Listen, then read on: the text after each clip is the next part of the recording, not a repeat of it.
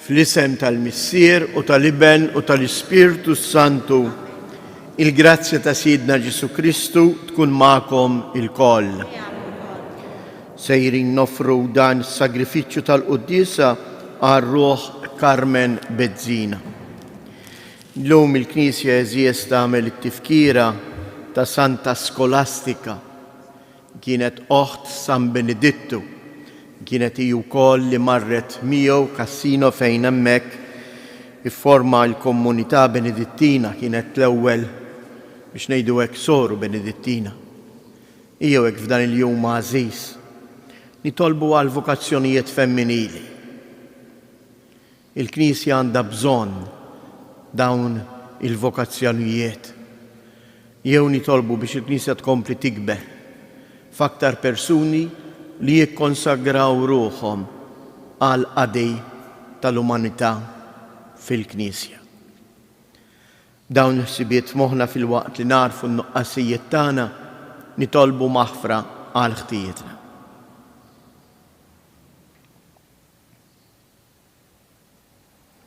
Mulej ħniena, Kristu ħniena, mulej ħniena. Iħenna lina Alla li jista' kollox jaħfrilna dnubietna u jwassalna għal ħajja ta' dejjem. Nitolbu. Aħna niċċelebraw it-tifkira tal-Verġni Santa Skolastika għamel mulej li nitalmu minna biex naqduk bimħabba sħiħa u hekk ikun jistħoqilna li tfawwarna bilena ta' imħabtek. Bibnek Ġesu Kristu Sidna li hu Alla u li miegħek jgħix wisaltan flimkien mal-Ispirtu Santu għal dejjem ta' dejjem.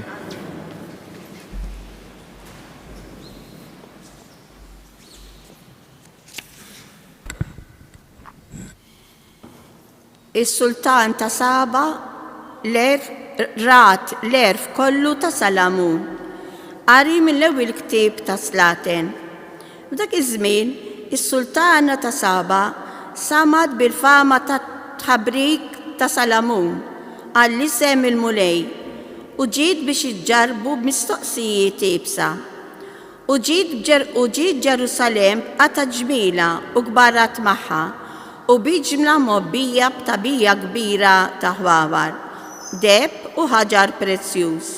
U ġiet għand Salamun għaltlu kull ma kellha maħżun f'qalba. U Salamun weġiba għal kull ma staqsitu. Xemm ma kien hemm li baqa' moħbija s-Sultan li ma kienx jista' jwieġbu. U meta s-Sultana ta' Saba rat l-erf kollu ta' Salamun wid-dar li kien bena, l-ikel tal-mejda tiegħu, il-kunsil ta' madwaru, is-servizz tal-qaddejja u l-bisom, il-kupinieri tiegħu u s-sagrifiċċji tal-ħruq li kien joffri fit-tempju tal-mulej baqgħet mistaġba u qalet lis-Sultan: tassew minnu dak li smajt farti fuqek u fuq erfek, ma rridx nemmen dawn il-ħwejjeġ qabel ma ġejt u rajt bajnejja. U ma kinux ħabbru li jinnofs l-erf u l-ġid tiegħek huma aktar milli smajt. Ħenjin in-nies tiegħek, ħenjin il-qaddejja tiegħek li qegħdin miegħek u jisemgħu dak l-erf tiegħek. Ikun imbirek il-mulej Alla tiegħek li taxxaq bik u qiegħdek fuq tron ta' Iżrael, għaliex il-mulej dejjem ħabb lill-Iżrael u għamlek sultan fuqhom biex tagħmel il-ħaq u l-ġustizzja. Imbagħad tat lis-Sultan 120 talent tad-deb, kotra kbira ta' ħwawar u ħaġar prezzjuż. Qatt ma ġiet kotra kbira ta' ħwawar daqs dik li ġabet is-Sultana ta' Saba lis-Sultan Salamun. Il-kelma tal-mulej. Għas-salmi responsorjali wieġbu minn fomm il-ġust joħroġ kliem il-erf. Erħi fil-mulej triq tiegħek, afda fih u jagħmelu, u juri bħaddaw li s-sewwa tiegħek u id-dritt tiegħek bħal nofsinhar flimkien minn fomm il-ġust joħroġ kliem il-erf. من فم الجوز يخرج كلم العرف ولسانه يتسوى الليجي تعالى تياو القلبه ما يتفشكلش في المشية تياو في المكان من فم الجوز يخرج كلم العرف السالفاتيوني تالجوز تم المولاي والكن تاعهم في زمن العوج المولاي جاينهم ويحلسهم من الزينة يسالفهم أشفيه يسكنوا من فم الجوز يخرج كلم العرف نقوموا بالوفقة هاليلويا هاليلويا هاليلويا الكلمة تيك فيريتا أديسنا permezz tal-verità هاليلويا هاليلويا هاليلويا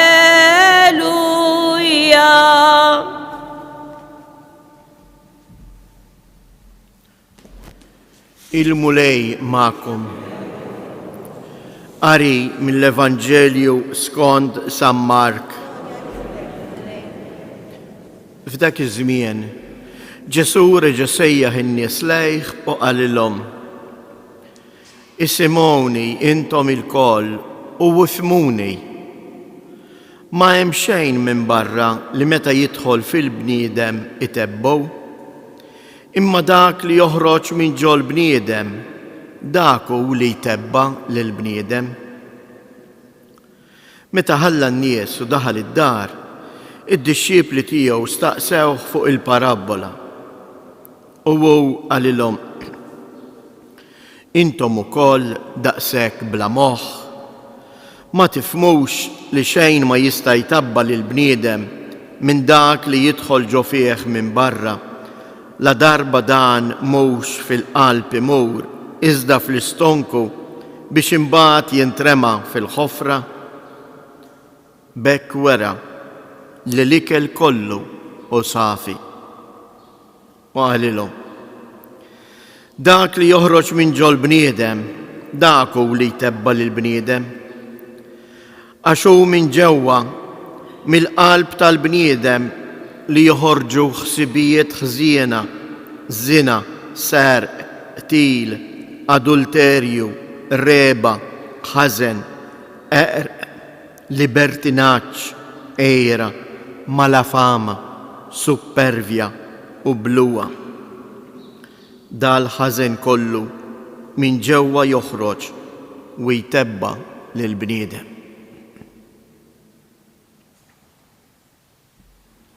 Il-kelma tal-mulej.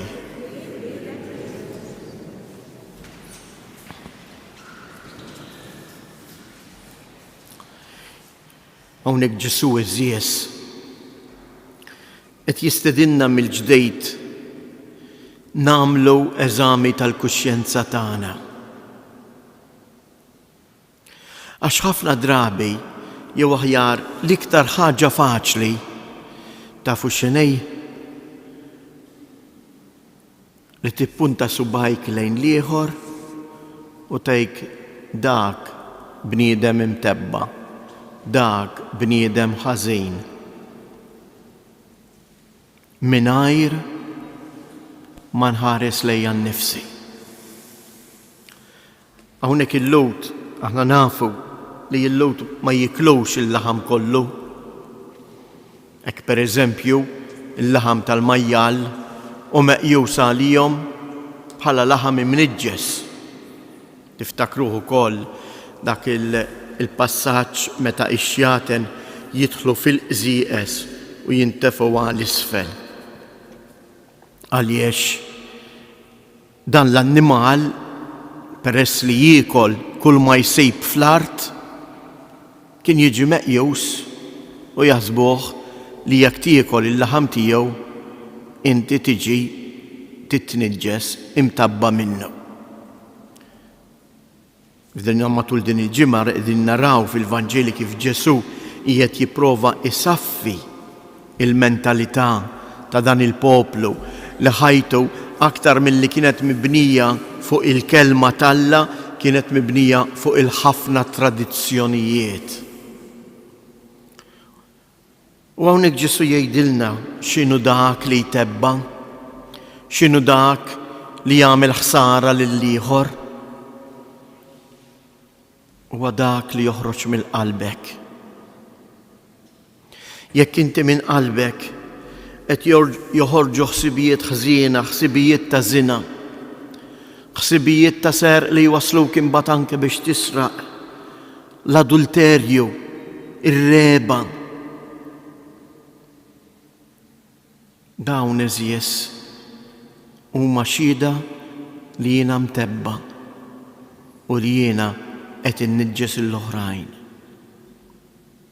Jew nitolbuh il-mulej biex jagħtina din il-qawwa kemm hi xi ħaġa sabiħa l-Knisja tgħallimna u anke fil-bidu ta' kull quddiesa. Jekk indunajtu u ndbaħtu għaliex ħafna drabi anke l-istess quddiesa aħna nagħmlu l-affarijiet għax hekk is-soltu. Imma fil-bidu ta' kull quddiesa is-saċerdot jistedinna u jgħidilna ħuti ejjew narfu ħtijietna. Ejjew nagħmlu l-eżami tal-kuxjenza. Kemm hi sabiħa qabel ma jiena mitt rasi biex norqod kull filgħaxija fuq l-imħabda. Nagħmel eżami tal-kuxjenza ta' kif jiena għext il-ġurnata.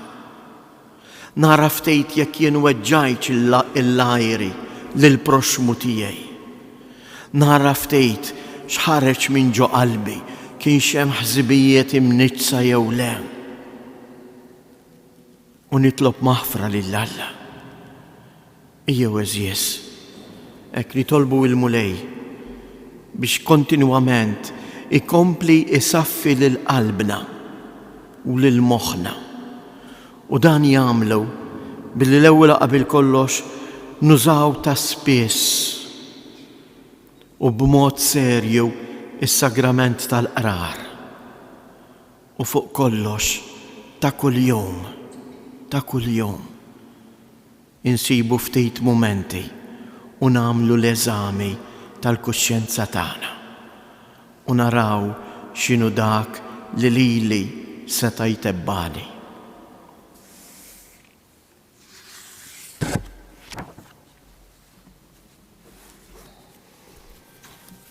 Jeħuti, inresqu it-talbit tagħna u nitolbu lill-mulej Ġesu li ġie biex isaffina minn kull dnub, biex iġeddidna f'imħabbtu u jagħtina qalb safja. U ngħidu flimkien ġedded ġewwa fina qalb safja, ġedded ġewwa fina qalb safja. Sabiex is-saċerdoti jħeġġu lill-fidili għal aktar impenn Kristjan fil-Knisja, fis-soċjetà u jgħinuhom fin-nuqqas ta' ħila tagħhom, nitolbu ġedded ġewwa fina qalb safja. Sabiex familji bla saqaf tingħatalhom dar xierqa fejn joqogħdu u jgħixu, nitolbu. Sabiex dawk li għandhom is-seta fid-dinja jaħdmu tassew ħalli jseħħ il-ftehim u s-sliem fost il-popli kollha, nitolbu. Nitolbuk mulej għalina il-koll sabiex qabel ma niġġudikaw lil ħutna nagħmlu l-eżami tagħna nfusna u nnatfu l-qalbna minn kull ħażen, nitolbu. Minn dan is-santwarju għażiż ta' Ommok Marija, kompli mulej birek il-familji tagħna, għamel li fihom jimtu anke vokazzjonijiet femminili biex ikomplu jaqdu lill-Knisja tiegħek, nitolbu. Fiskiet inresqu it-talbiet tagħna.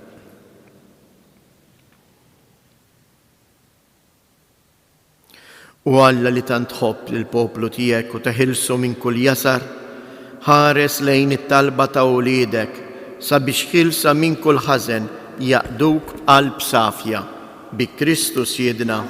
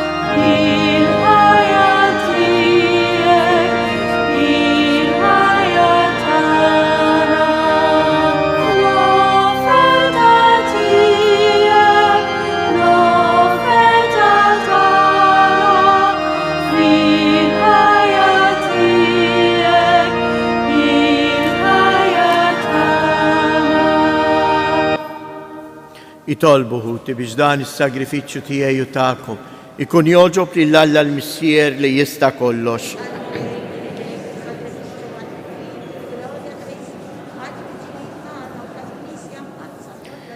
Il-qamu lej dawn l-offerti li aħna għaddejja tiegħek tellajna fuq l-artaħ imqaddes fit-tifkira ta' Santa Skolastika. Ħolna dejjem minn kull rabta tad-dinja biex ma jkollniex ġejt ieħor ħliefek bi Kristu Siedna. Il-mulej magħkom. Nerfu lubna il-fuq. Niżżu ħajr lill-mulej Alla tagħna. Sewwa u xieraq tassew mulej Missier Qaddis, Alla ta' dejjem li tista' kollox, tajjeb u taġi tas-salvazzjoni tagħna li dejjem u kull imkien inroddulek ħajr. Għax fil-qaddisin li konsagraw ruhom għal Kristu minħabba s-saltna ta' smewwiet, jixraq infaħru lilek għal providenza tiegħek tal-għaġeb. Għax bija inti terġa' ssejjaħ lill-bnedmin għall-qdusija li fija sawwartu fil-bidu u ddewqu minn issa id-doni li bijhom iżżejnu fit-tiġdid tad-dinja bi Kristu Siedna. Għalhekk mal-qaddisin u l-anġli kollha infaħruk u intennulek. Qaddis, qaddis, qaddis. Mulej Alla li żiġt, ismewwiet u l-art mimlija bil-glorja tiegħek. Osanna fl-ora ta' smewwiet. Imbirek minn ġej fisem il-mulej, osanna fil-oli ta' smewwiet. Qaddis ta' sewint mulej intilajn ta' kull qdusija. Qaddes għalhekk nitolbuk dawn l-offerti bil-barka tal-Ispirtu tiegħek biex isiru għalina il-ġisem u id-dem ta' Siedna Ġesu Kristu. Li meta kien se jingħata biex mir-rajħ ibati ħal ħobs, radd il-ħajr qasam tal id-dixxiepli tiegħu u qal: Ħudu u kulu il-koll minn dan, għax dan huwa ġismi li jingħata għalikom.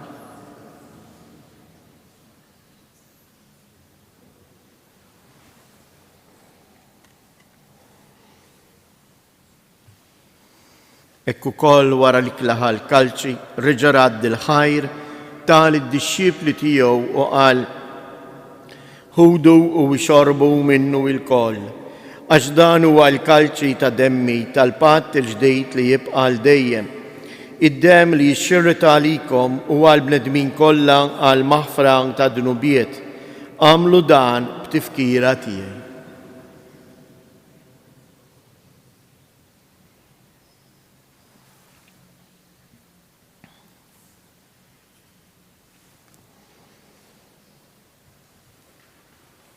Danu il-misteru tal-fidi, inħabru l-mewt tiegħek mulej, inxandru bil-ferħ il-qawmien tiegħek, nistennewk sa ma tiġi fil-glorja. Għalhekk aħna u nagħmlu dan b'tifkira tal-mewt u l-qawmien ta' Siedna Ġesu Kristu, nofrulek mulej il-ħobs tal-ħajja u l-kalċi tas-salvazzjoni u nroddulek ħajr għaliex oġbok tilqana hawn quddiemek biex naqduk. U miċċa kontana nitolbu li l-Ispirtu Santu jaqqadna f'ġisem wieħed, lilna li nieħdu sem il-ġisem u id-dem ta' Kristu. Ftakar mulej fil-Knisja tiegħek imxerda mad-dinja kollha u ittaqaf l-imħabba flimkien mal-Papa Franġisku, mal-Isqof tagħna Anton, mal-Ministri u l-isqfijiet tiegħek kollha. Ftakar ukoll f'ħutna li raqdu bit-tama tal-qawmien. Ftakar fil-mejtin kollha, daħħalhom quddiemek fid-dawl tas-sebħ tiegħek. Ħenna għalina l-koll nitolbuk, għati lilna wkoll il-wirt tal-ħajja ta' dejjem, flimkien mal-Verġni mqazzhom Malla Marija, ma' San Ġusepp, l-Apostli u l-Qaddisin kollha li jgħixu fil-ħbiberija tiegħek sa mill-bidu tad-dinja. Għamel li magħhom infaħruk u insebħuk b'Ġesu Kristu ibnek.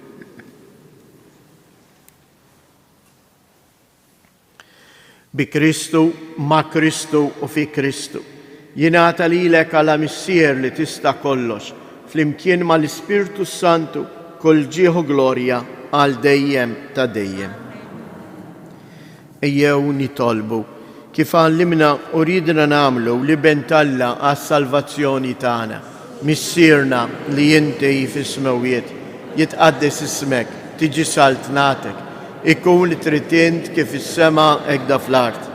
Ħobżna ta' kuljum atina l-lum, aħfrilna dnubietna, palma naħfru l-minuħati għalina, u la ddaħħalniex fit-tiġrib, iżda eħlisna mid-deni.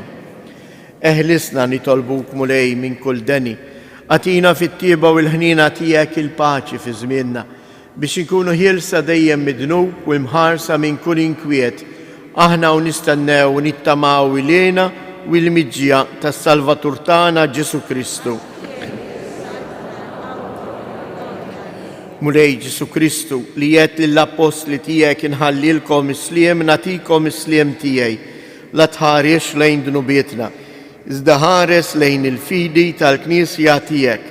Għatija sliem u laqda li jint trid fija, int li tgħix wis-saltan għal dejjem ta' dejjem. Il-paċi tal-mulej tkun dejjem magħkom. Għatu l-paċi lil xulxin.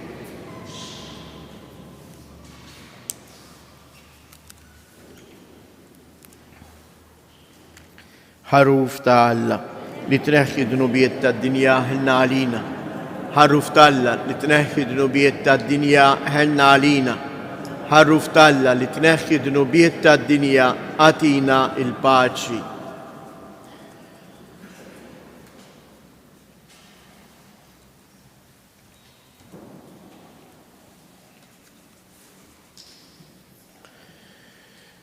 Danu l-ħaruf ta' Alla. Danu li jneħħi dnubiet tad-dinja. Ħen jindawk li huma mistiedna għall-ikla tal-ħaruf.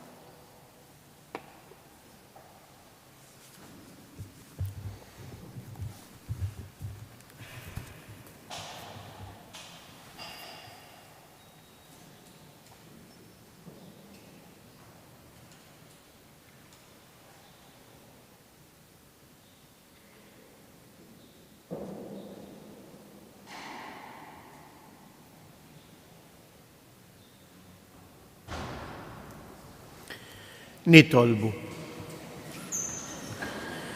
Mulej, bil-qawwa ta' dan is-sagrament, mexxina bla qiegħda fit-triq ta' imħabtek fuq l-eżempju ta' Santa Skolastika u kompli l-opra tajba li bdejt fina, int li tgħix wis-saltan għal dejjem ta' dejjem.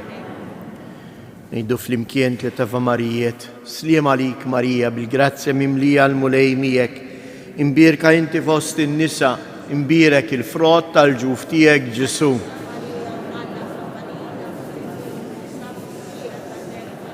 Sliem għalik Marija, bil-grazzja mimlija l-mulej miegħek, imbierka inti fost in-nisa, imbierek il-frott tal-ġuf tiegħek Ġesu.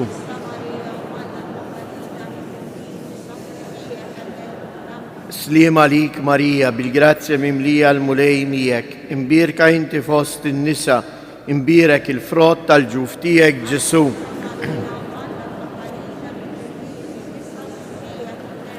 Madonna ta' Pinu, Sultana tal-Familja, ħarstek fuqna dejjem żomm.